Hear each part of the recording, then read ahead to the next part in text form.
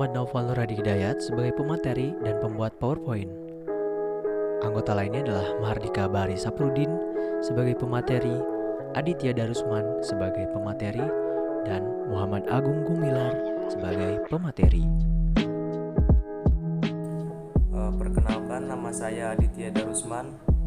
Saya akan menjelaskan mekanisme evolusi. Pengertiannya terlebih dahulu. Pengertian mekanisme evolusi. Mekanisme evolusi adalah perubahan sedikit demi sedikit dari makhluk hidup yang sederhana ke makhluk hidup yang lebih kompleks. Mekanisme evolusi berdasarkan tempat terjadinya evolusi itu ada dua. Yang pertama, evolusi tidak terjadi di dalam individu. Yang kedua, evolusi terjadi di dalam populasi.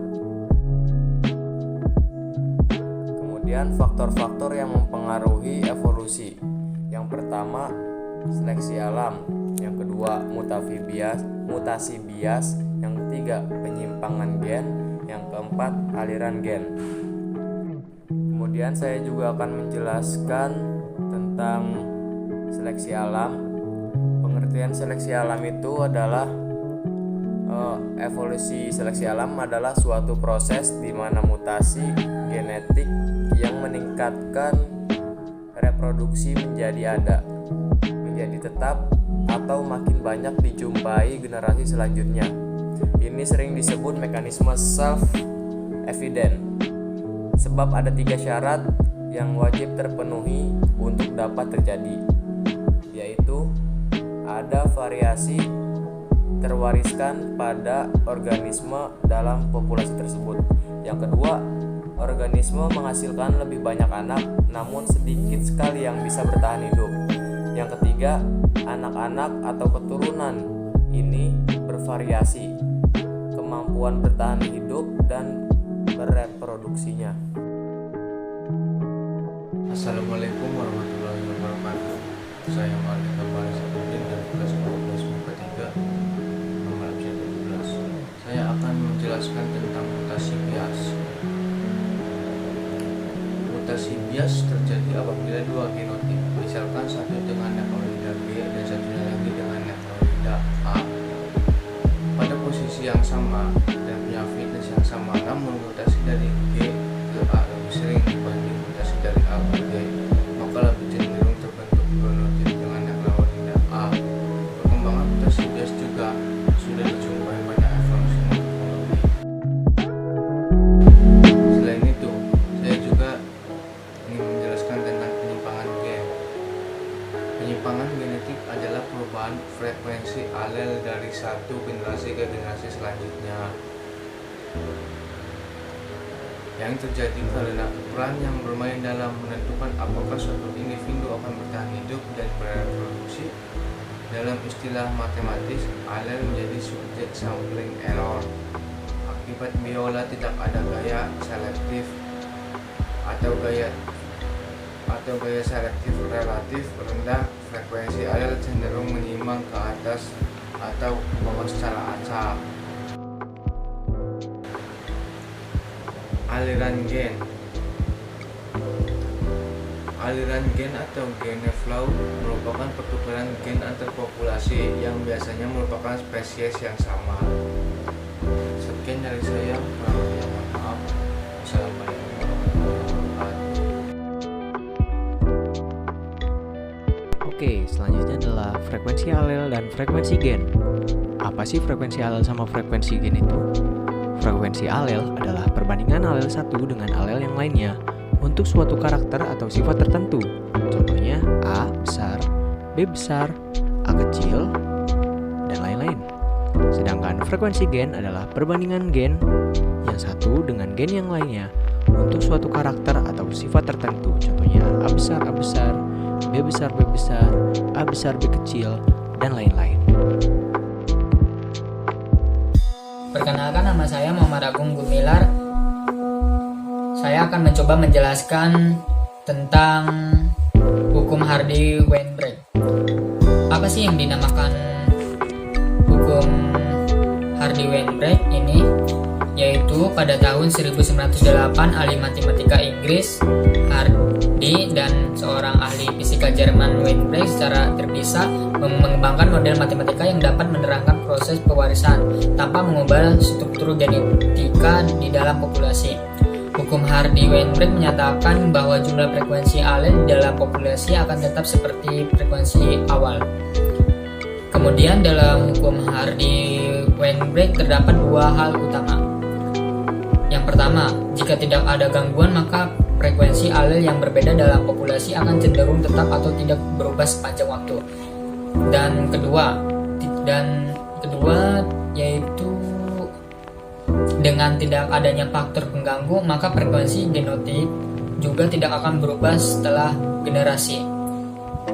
Selanjutnya hukum ini dapat dilihat misalnya pada populasi siput yang dapat melakukan fertilasi sendiri secara acak. Nah, selanjutnya ada beberapa persyaratan dalam hukum Hardy-Weinberg, yaitu pertama, populasi terdiri dari jumlah populasi yang sangat besar. Bila populasi memiliki jumlah individu yang kecil, maka aliran genetik drift atau disebut genetic drift yang merupakan fluktuasi pada genevol dapat mengubah frekuensi genotip dari ke waktu secara acak. Selanjutnya yang kedua, isolasi dari populasi lain. Jadi aliran gen berupa perpindahan alel atau gamet antar populasi yang berbeda akibat pergerakan individu dapat meningkatkan frekuensi genotip populasi secara keseluruhan. Hal ini terjadi bila genotip tersebut berada dalam frekuensi tinggi pada imigran. Yang ketiga, tidak dapat mutasi. Dan selanjutnya yang keempat, perkawinan acak. Misalnya kalau individu satu populasi memilih pasangan dengan genotip tertentu, maka pencampuran acak gamet yang diperlukan untuk memenuhi keseimbangan Hardy-Weinberg itu tidak akan terjadi. Dan selanjutnya yaitu yang nomor 5, tidak terdapat seleksi alam. Maksudnya ini adalah perbedaan kelulusan kehidupan dan kesuksesan reproduksi dari genotip akan mengubah frekuensi alel dan dapat menyebabkan kerancuan persamaan Hardy-Weinberg. Sekian, terima kasih dari saya Muhammad Agung Gumilar. Perkenalkan, saya Muhammad Nalvan Nuradi Hidayat dari kelas 12 MIPA 3 ingin menjelaskan tentang formulasi hukum Hardy-Weinberg. Formulasinya adalah P plus Q sama dengan 1, di mana P adalah frekuensi dari satu alel dan Q adalah frekuensi alel lainnya. Selain P plus Q sama dengan 1, ada pula P sama dengan 1 min Q dan Q sama dengan 1 min P.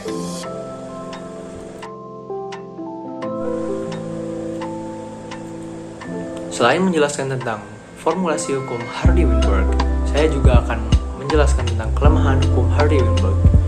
Kelemahannya adalah perubahan perbandingan frekuensi gen pada populasi hukum Hardy-Weinberg tidak berlaku untuk proses evolusi, karena hukum Hardy-Weinberg tidak selalu menghasilkan angka perbandingan yang tetap dari generasi ke generasi. Dengan kata lain, selalu berubah. Penyebab rusaknya keseimbangan hukum Hardy-Weinberg adalah hanyutan genetik, arus gen, mutasi, perkawinan tidak acak, dan seleksi alam. Selain itu, kita juga dapat menghitung frekuensi gen terpaut kromosom X, di mana laki-laki adalah P plus Q karena genotipnya adalah A besar dan A kecil. Sedang perempuan adalah P kuadrat plus 2PQ kuadrat plus Q kuadrat karena genotipnya adalah A besar, B besar, B kecil, atau A kecil, A kecil. Sekian dari kelompok 2, kurang lebihnya mohon maaf. Wabillahi taufiq wal hidayah. Wassalamualaikum warahmatullahi wabarakatuh.